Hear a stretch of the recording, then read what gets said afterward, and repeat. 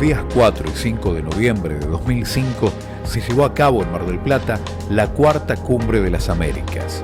Fueron días agitados de debates y confrontaciones, de despliegue impresionante de fuerzas de seguridad, de la ciudad y lo que ocurría en ella, ocupando las portadas de los principales periódicos nacionales e internacionales. El principal tema a tratar en esta oportunidad fue la propuesta del gobierno de los Estados Unidos de establecer una zona de libre comercio en todo el continente americano, el Área de Libre Comercio de las Américas, ALCA. Este acuerdo, defendido por el gobierno de los Estados Unidos y sus aliados, fue confrontado por los líderes de Argentina, Néstor Kirchner, Brasil, Lula da Silva, Paraguay, Nicanor Duarte Frutos, Uruguay, Tabaré Vázquez y Venezuela, Hugo Chávez, quienes subrayaron que sería perjudicial para los pueblos de América del Sur. Por otra parte, en paralelo al encuentro de los líderes americanos, se llevó a cabo la tercera Cumbre de los Pueblos, también conocida como Contracumbre, un espacio donde se plantearon ópticas alternativas y críticas profundas al rol de Estados Unidos en la región. Y contó con la participación de líderes políticos, referentes de la cultura y el deporte, como Hugo Chávez, Evo Morales, Silvio Rodríguez y Diego Maradona, entre otros. Algunos de estos referentes arribaron en el denominado Tren del Alba. El Estadio Mundialista albergó el acto de cierre, que incluyó la participación masiva de militantes independientes y de diversas organizaciones sociales.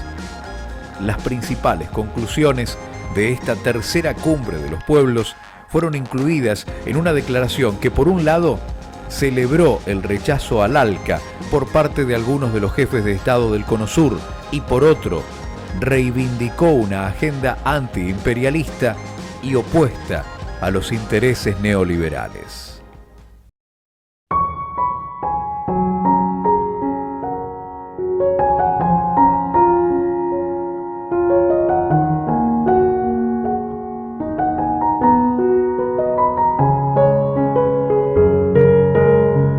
Yo tenía 23, 24 años en el momento de la Cumbre de las Américas.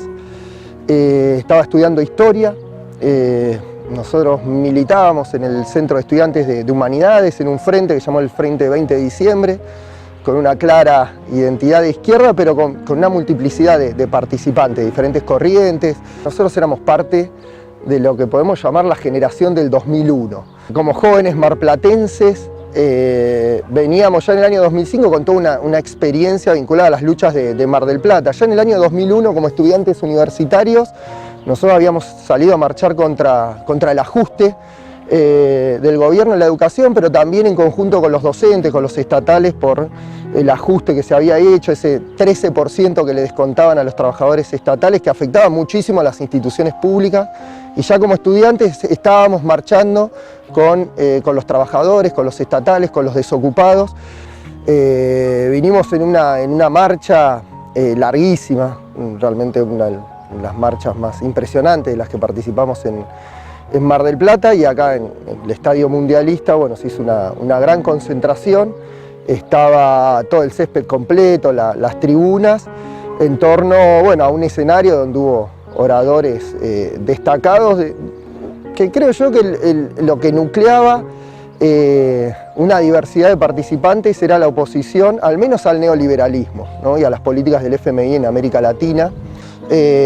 Varios de los que habíamos concurrido en conjunto, ¿no? De los que militábamos, pero también con amigos, con compañeros de los barrios, ¿no? Éramos muchos los que nos encontramos en ese día. Estábamos frente al escenario, ¿no? Con Chávez, con Silvio Rodríguez, con Maradona de frente, con Evo Morales, y eso era una fiesta. Lo sentimos como una fiesta, como una posibilidad de avanzar, más allá de que todas aquellas aspiraciones no fueron concretadas. Muy interesante, ¿no? Bueno, sentíamos parte de una misma cosa aquella jornada, ¿no? Era esta idea de que las políticas del FMI, sobre todo la injerencia de Estados Unidos, como lo venía haciendo desde la década de los 90, ya no podía seguir siendo así. Yo puedo recordar algunos momentos muy emotivos, ¿no? Acá en el Estadio Mundialista hay un hecho que todos recordamos, que son las palabras de Hugo Chávez, donde, bueno, menciona esa frase que trascendió, ¿no? Esta idea de ALCA al carajo, ¿no? Esa idea de tirar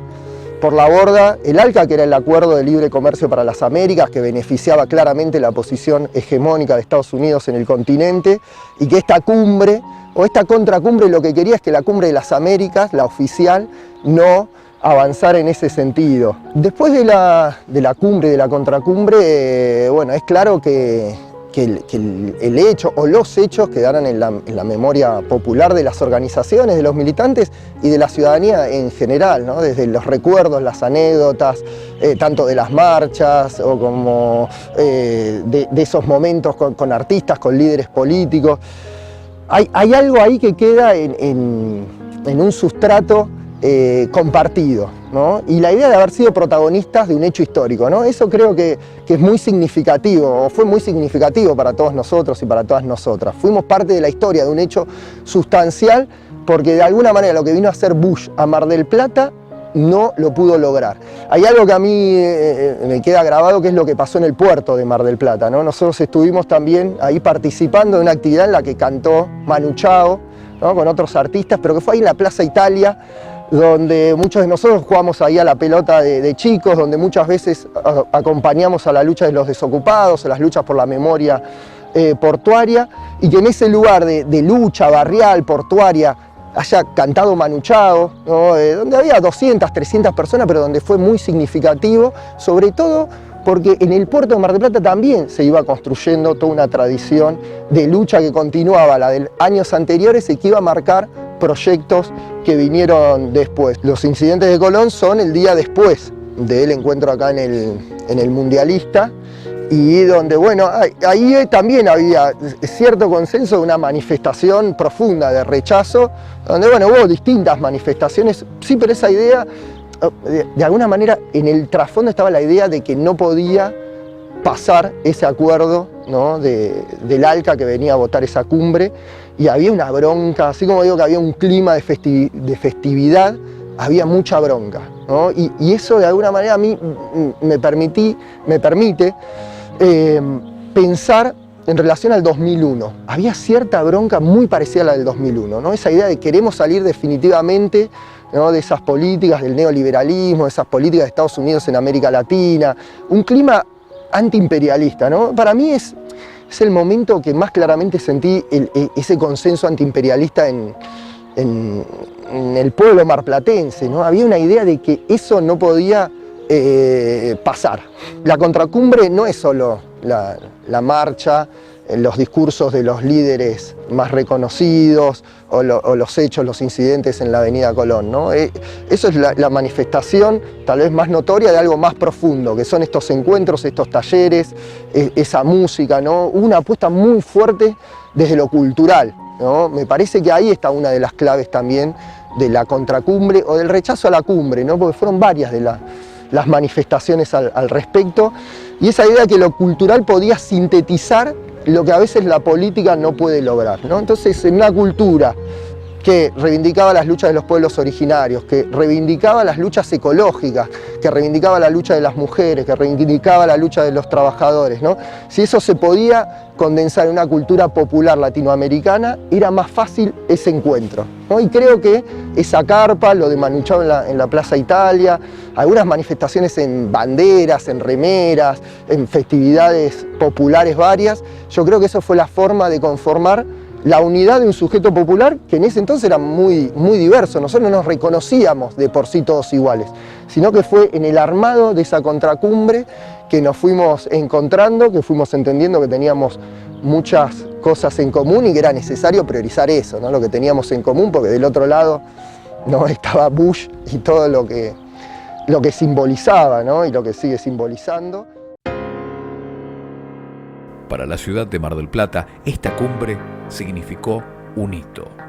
Esto se vio reflejado en las transformaciones que se llevaron a cabo en la ciudad, tanto durante los meses previos como en los días que se llevó a cabo la cumbre.